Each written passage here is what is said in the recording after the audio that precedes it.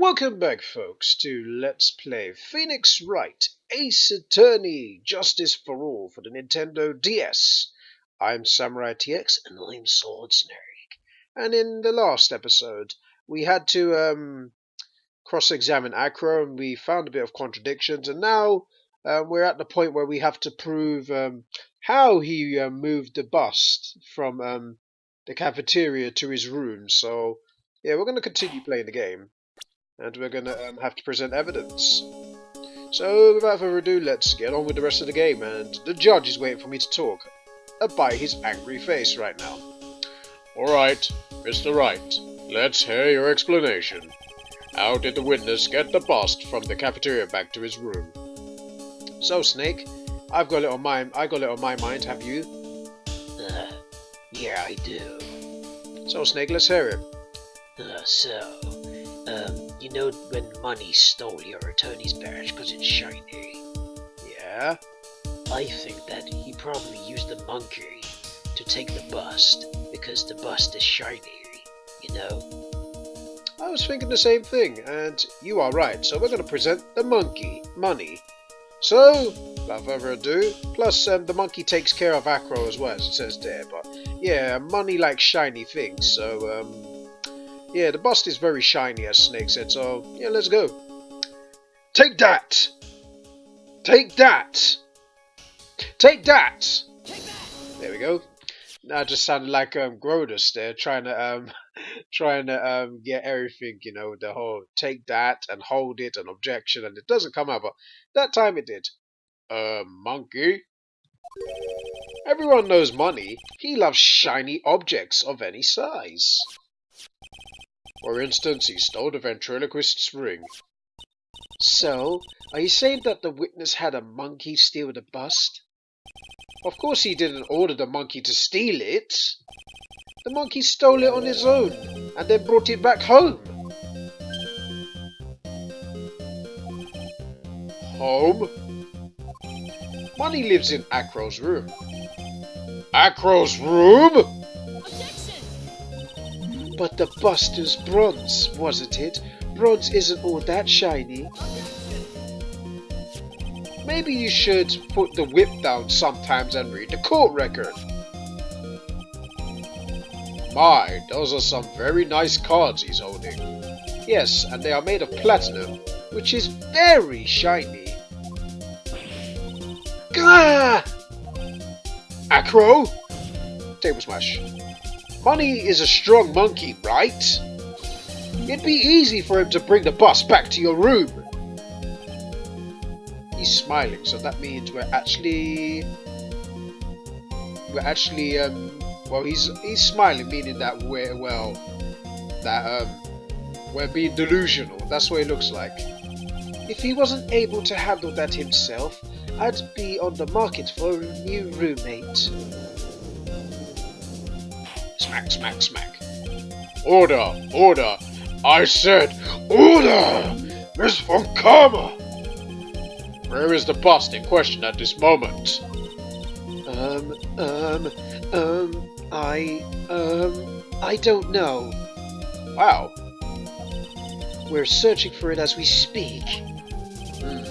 This is a strange turn of events. If that monkey did not steal the bust, then what happens to this case?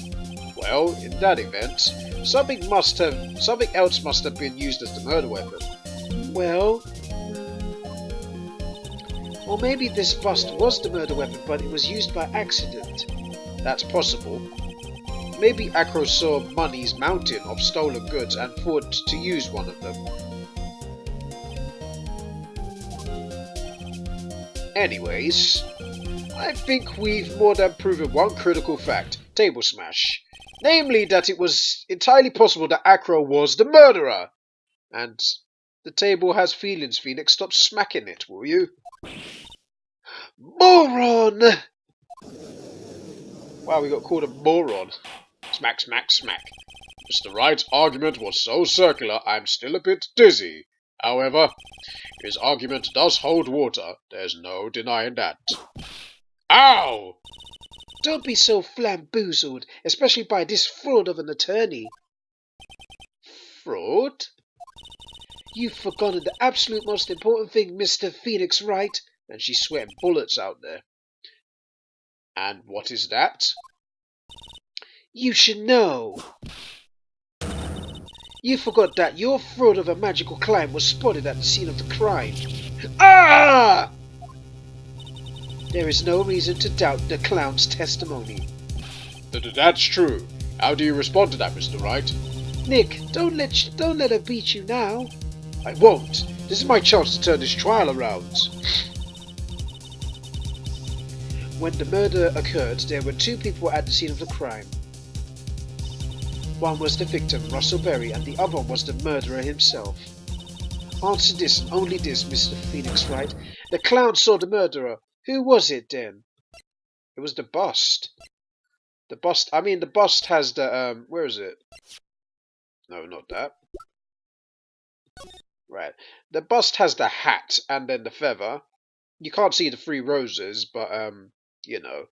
It has Maximilian's face and whatnot, and it looks like a magician, so we're going to have to present the bust because of the fact that Francisca's saying what did Mo really saw. So if we're assuming the bust is the murder weapon here, that means the bust was out the window. And if it flew away, then something must have happened in between, like someone was dragging it up or something of some kind. But yeah, we'll get to that in a moment. That's what I think anyway, because nobody can't really fly, so yeah, we're obviously going to say like the bust is the thing that Mo saw, which looked like Max because it's got a hat and whatnot.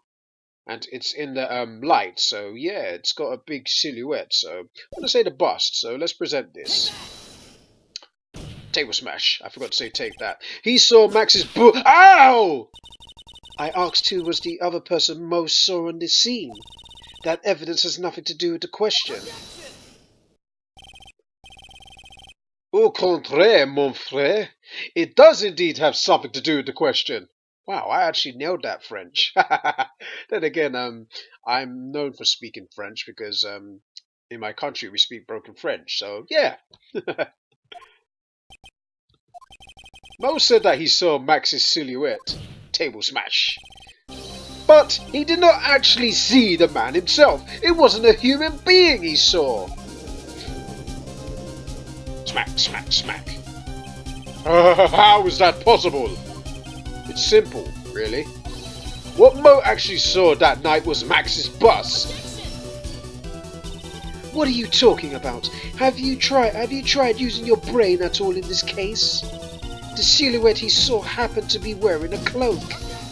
Yeah, and that silhouette, the bust looks like it can have a cloak, you know. But there's no reason why you couldn't attach the cloak to the bust. Table smash. Or the cloak, or a cloak like that could easily get snagged onto the bust if they came into contact. Oh yeah!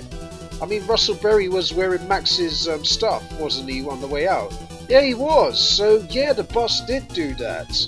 Now you think about it. So yeah, the cloak, when the bust hit Russell, the cloak must have attached itself onto the bust and went up. Wow, that is actually pretty stunning, you know, the more you think about it. Or a cloak like that could easily get snagged onto the bust if they came into contact. Idiot! Who in their right mind would put a cloak on a bust? It doesn't matter who put it on the bust. Just wait a minute now, Mr. Wright. Excuse my accelerative yelling and whatnot. I just want it to be more tensionous, you know, just add more tension. That's what I want. I like tension in a Phoenix Wright game. I have to be charismatic as well on top of that. Just wait a minute now, Mr. Wright. Who put the cloak on the bust? That question is the utmost importance in this case, don't you agree? Oh! He caught me! So let's have it, Mr. Wright. Who put the cloak on the bust? So we're gonna have to present a profile here because we want to know who. We can't present evidence, obviously. And because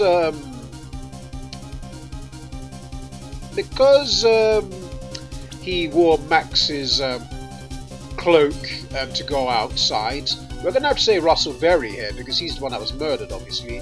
I don't think Russell Berry actually put it on the bust.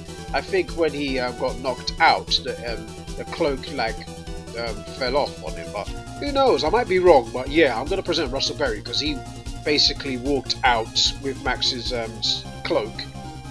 Take that! Fool! Him? You are saying that it was the victim himself, Russell Berry? That's what I'm saying. The victim himself, placed a cloak on the bust. Placed a cloak isn't really the right way of putting it. Then what would it be? What would be the right way of putting it, Mr. Wright? Explain yourself. Nick, do you really have a handle on all of this? I'm fine, Maya. I'm finally putting all the pieces together. There's really only one picture I can paint anyways. Alright.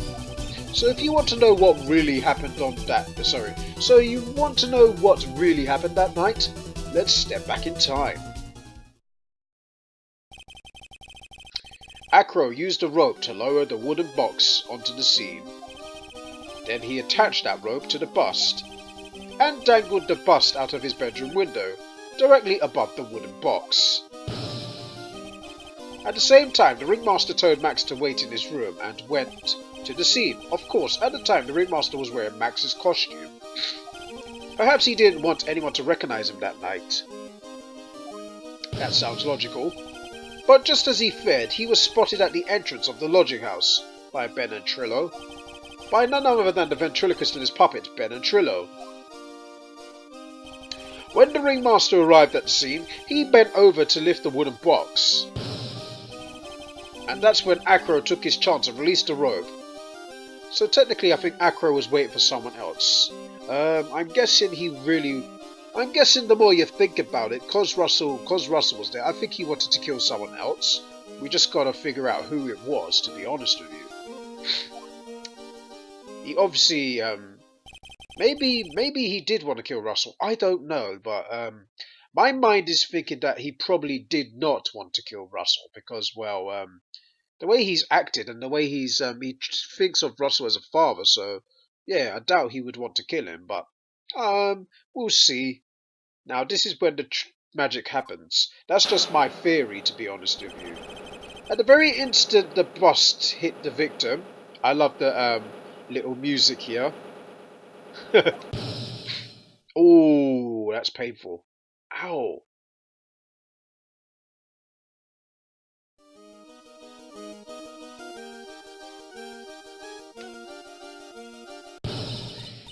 You wait just a second there, Mr. Phoenix Wright. As much as you try, as much as you scheme, this just isn't true. It can't be. It's still a little early to get... It's still a little early to be getting upset, Miss Von Karma. This circus isn't over yet. Huh?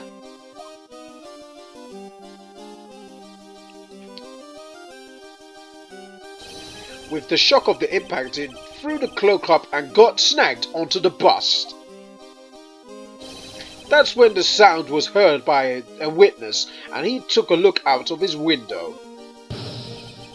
That witness was, of course, Lawrence Mo Coles, the clown.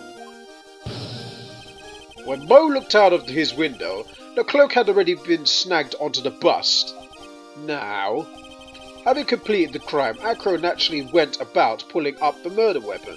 Of course, he had no idea that Mo saw the bust being raised with the cloak dangling on it. Primarily because in his wheelchair, he couldn't see out of his window, so he just kept pulling the bust up. And the bust began flying, and Maximilian Galactica flew away from the scene. The end. And that is how the magical murderer disappearing into the sky came to be. I just love the whole drumbeat as everyone was just looking gobsmacked. Francisca's just sweating bullets. They're saying, what a fool. Judge is like, oh my goodness. And Acro just has nothing to say. And the crowd is just stunned in silence. It's pretty hilarious. Now you know how the murder actually took place. Hello, birds. Table smash. And now you know who was able to drop the murder weapon from above the scene. Acro, it could only have been you.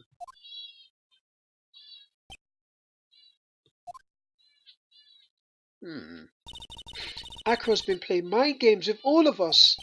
He sure has. But he has come to the end of his rope now. So? What now? You've graced us with a rather long-winded tale. But do you have any evidence to prove your fairy tale is true? Evidence? Whip. In this court, only two things matter. The power of evidence and the power of my whip. No, the power of evidence matters, just not your whip. The evidence, yes. Your whip, no. Smack.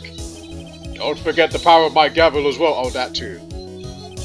Mr. Wright, the prosecution brings up a good point. Can we see some evidence? Nick, they say they want evidence. I just explained how there can be only one possible murder method, but there is still something unusual about Mo's eyewitness account. Unusual? A contradiction, actually. Okay then, Okay then, use that and get out of this jam. Smack. That's enough talking amongst yourselves. Proceed, Mr. Wright. Present some evidence to the court that backs your claims. I want hard proof that you have unraveled the trick to this magic case. Well, we've only got one thing to do. We can either present the promo poster, because we can, and the hat. We're going to present the hat, if I'm honest with you, so where's the hat? Silk hat. Either way, we can present the promo poster or the hat, so we're going to present the hat. So, yeah, both evidences are allowed, because Mo said he saw the hat, so the hat was seen on the scene, so let's present the hat. Take that! The problem is Max's three symbols. Yeah, I was going to say that, but yeah, you get the point. Mo said he saw three symbols, obviously. So yeah, the cloak was there, and the hat. But the hat was on the bust, you see. So yeah, the hat. Mo said he saw a hat, so yeah. And the hat was on the crime scene, so... The hat was on the crime scene. Why was the hat on the head? So it's pretty weird, really, the more you think about it. But the bust has a hat on, so... you can really understand, you know, why Mo saw a hat. The problem is Max's three symbols. You know, the silk hat, the cloak, and the white roses. Those symbols were a problem numerous times during yesterday's proceedings. Yesterday, there were two contradictions in Mo's testimony. The silk hat was one, the white roses were the other. But the theory I just presented explains all these contradictions. You fool! Do you ever shut up? Max's silk hat was found at the scene of the crime. Yeah, I was going to say that, but you know, we just went with Mo saw a hat during the silhouette flying, so yeah, I was right either way. Table smash. However, remember what Mo said yesterday? He testified that the criminal he saw flee was wearing a silk hat, see? I was right with my logical explanation, so even if I said the hat was on the floor and Mo said there was a hat, I still would have been right either way. There's only one explanation for that. The silk hat that Mo saw was actually the bust. Smack. Makes sense. If you look at it makes sense. If you look at it that way, then he did see the silk hat. Well, sort of. Fine, you've got one, but what about the other contradiction? The other contradiction? Remember what the ventriloquist said in court? He said that he witnessed white roses on Max's chest that night, but the cloud's testimony doesn't match. The cloud said that there were no white roses. I'd like to see you try and explain that in one way. Can you do it, Nick? Of course, I can explain all of it. What was that? Please recall the instant when the cloak snagged onto the bust. If the cloak snagged onto the bust, What happened to the white roses?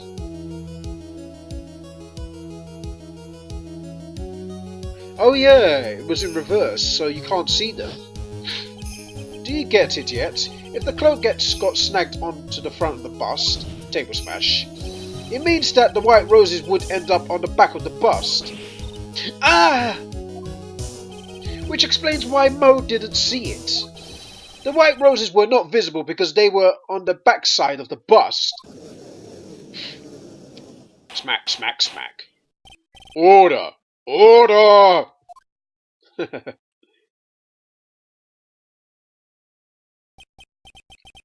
It is quite the shocking state of affairs. Mr. Wright's theory still sounds a bit absurd to me. However, let's just keep going down this road for a while and see where it leads. Let's do this, Nick. Then maybe Von Karma will finally throw in the towel. Throw in the towel? Franziska? She never throws in the towel. No, she doesn't. Huh? Why does he look so calm still? Well, so much for that theory. I know, right? Mr. Wright, do you mind? What is it? You took the time to research our circus, didn't you? Well, yes, I did. Is there something making you think that I didn't? If you did, then maybe you'll understand why I think you're off track. Why is that? Motive. Ah. This witness feels an incredible depth of gratitude towards the ringmaster. Anyone with any relation to the circus is well aware of this. Huh. Thus, there is absolutely no way someone like this will kill the ringmaster. Damn it. Smack. Your Honor, I'd like you to hear Acro's story. Learn about his relationship with the ringmaster and his life up until now. What do we do? There's no doubting that Acro deeply respected the ringmaster. Acro's motive. Smack. It seems that this case isn't over yet. Very well. However, I feel this is a good place to take a break. I will listen to the rest of Mr. Dingling's testimony after the recess. This court will now take a 10-minute recess, and I'm going to smack my gavel, and I'm hungry. Now let me get out of here, and enjoy your cliffhanger. Goodbye.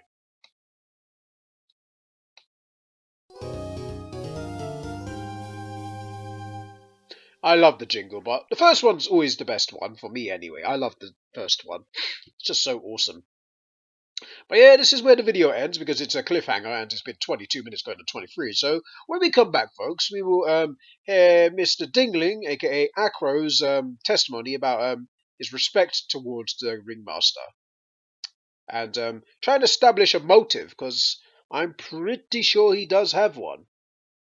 It all stems down to that one moment with his brother anyway. For me anyway, it does stem down to his brother because he's lost his brother's in a coma.